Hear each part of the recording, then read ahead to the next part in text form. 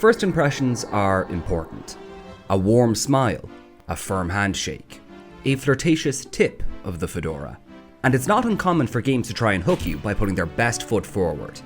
Be that the foot of a little girl looking for her father as the world falls apart, a man waking up on the wrong train, or a slave stepping into the unknown. I actually know the entire Welcome to Rapture monologue off by heart. Watch this. Is a man not— oh, fuck.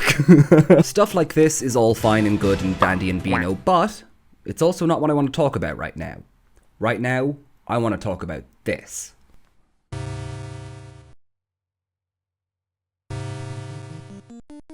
Oh, that's that good shit. See, back in the 80s, video games kinda sucked. But that's okay, most things sucked in the 80s. I mean, the music was pretty good, and we got a couple decent movies, but mostly it was just awful haircuts, the Cold War, oh my god, so much AIDS. And so, to help everything seem a little less the worst, they'd often spruce things up with a flashy title screen or animated intro. Video games, I mean, not AIDS. I don't know how they dealt with AIDS. Homophobia. It was important to grab the player's attention before they actually got their hands on the game, because by the time they'd actually started playing the thing, you already had their money, mission accomplished. And it wasn't just games pulling this trick. Traditional media was in on it too. I mean, have you seen the Thundercats intro?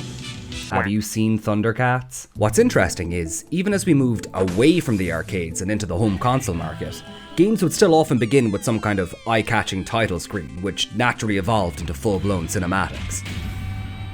Everything from all your favourite Dragon Ball Z characters kicking the shit out of each other in a CGI cutscene that has not aged as well as I'd hoped.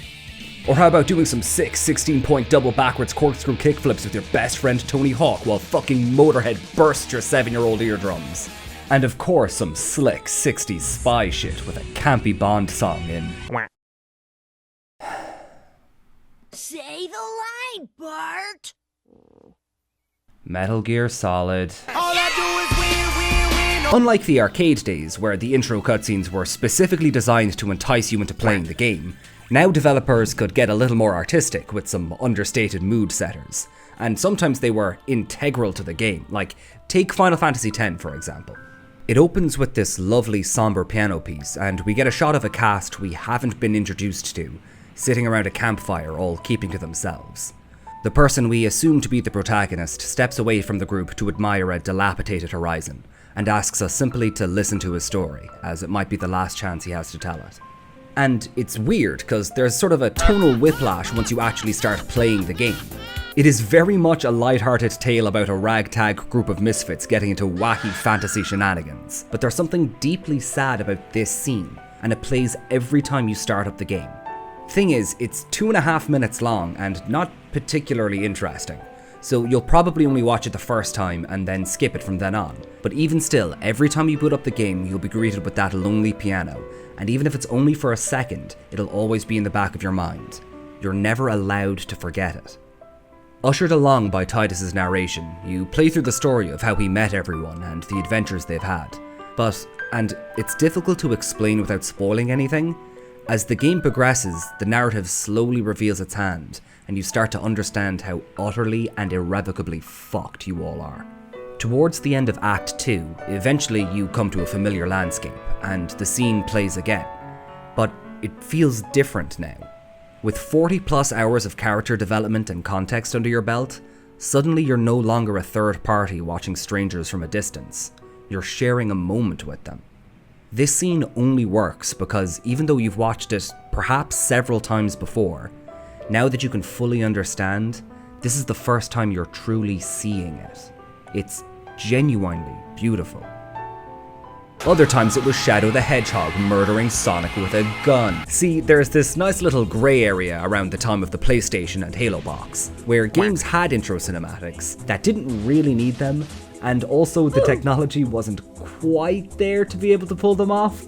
Sometimes they'd do their best with what they got, which would often result in the horrifying Uncanny Valley nightmare of Digimon World 1, and sometimes they'd just say, fuck it, and hire some big air quotes actors to film a live-action first-take horror flick like Resident Evil, which is my favourite thing in the world. Joseph! No! Don't go!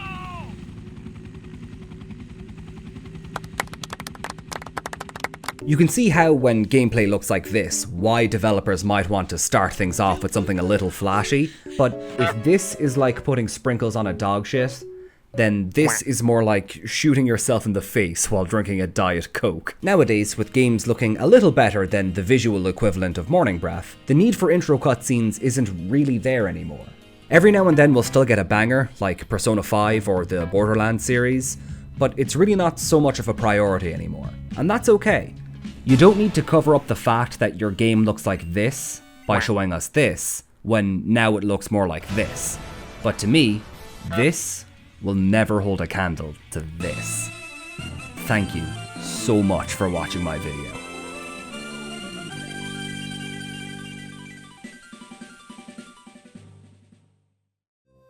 Now, by the time this video goes up, I will be back in Ireland for Christmas, with absolutely zero intention of being sober until at least the 5th of January. So, before I sign off for the year, I actually wanted to do a giveaway to thank you guys for watching my dumbass in 2019. Recently, an incredibly generous viewer who has asked to remain anonymous sent me 2 origin codes for Star Wars Fallen Order. I kept one for myself because I am a garbage piece of trash, but I thought it would be nice to give a copy away to one of you guys. So, if you want it, here's how you get it. First, you have to be subscribed to the channel, obviously. Second, share this video with your friends. You don't actually have to do this step, I have no way of checking, but I would just really appreciate it.